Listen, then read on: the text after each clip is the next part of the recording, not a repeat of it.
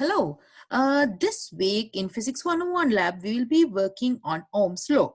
So if you were really in the lab, we will be using a ammeter, battery, and resistors and breadboards to make circuits. I mean, build circuit and measure the current and voltage. However, as we don't have access to the lab, we will be using a PET simulator again.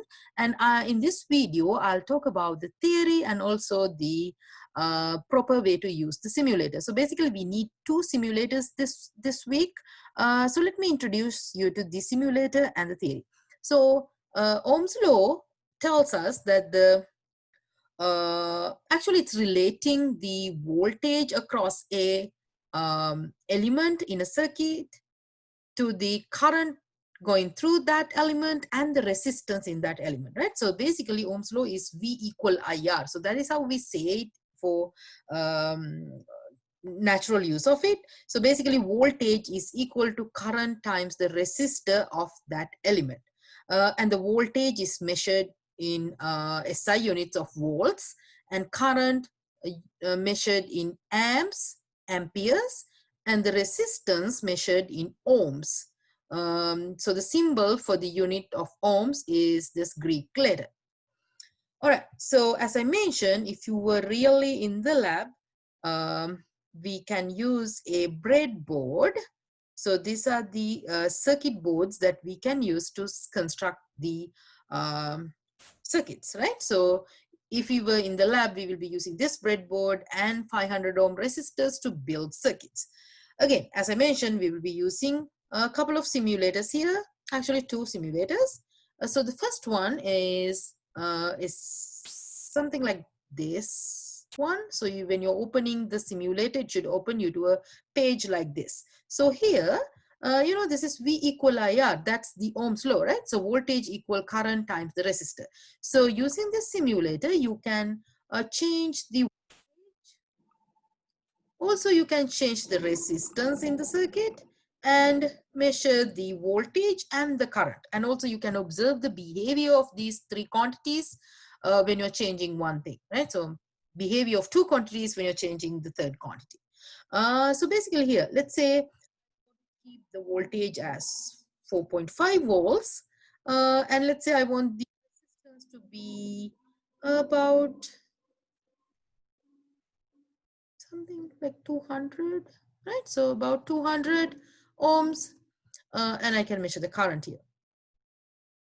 Okay, so most materials that we are using in physics are following Ohm's law, but there are materials that does not follow Ohm's law. So we can categorize the electrical materials into two categories. One is ohmic materials, the other one is the non-ohmic materials. So if you are working with ohmic material, it follows V equal IR. But there are some materials that does not agree with the Ohm's law. So we call those as non-ohmic materials.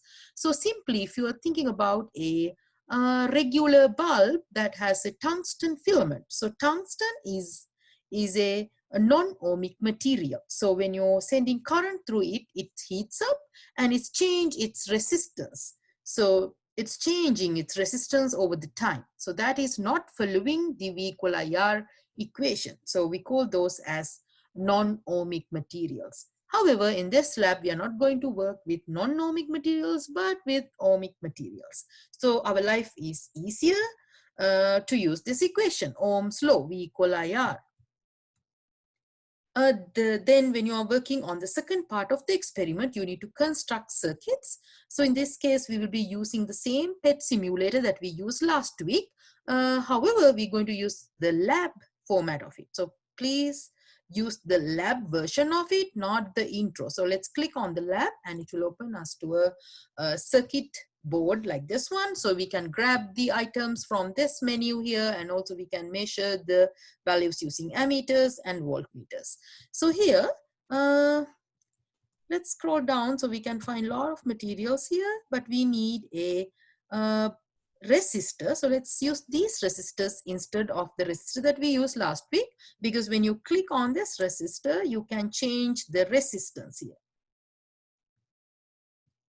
Okay, and also you can use the other resistor as well. So depending on what resistance that you want to use, you may use either. So let's say we are using this resistor. So you click on it. Yes, we can change the resistance on that circuit resistor as well. So if you want to use small resistors, then this is the best choice. If you go for this one, we can go for higher resistance like 100 ohms or above, right? As I remember, the lab manual asking you to use 10 ohms, so maybe this is the best choice, right? So we don't need this one. Let's put it back. And let's say we need wires. So you may grab wires from there, and also you can take battery. And again, if you want to change the battery voltage, you may do it as well. So you click on the battery, it will open you to a option that you can change the voltage. Right? So you can go to 0 voltage, 4, 4.5, 5, whatever the number that you need. And as you know, you can take bunch of wires and couple of resistors if you want, and switch if you want, and just connect the circuit as you wish. And also you can use an ammeter.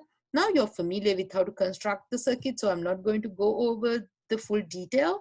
But those are the options. And also, let's say you want to see the conventional current, you may use that option. And if you want to see the values, you may use this indicator as well. If you want to make sure that you have the correct numbers as following the lab manual, so you may pick that option as well. All right, so I'll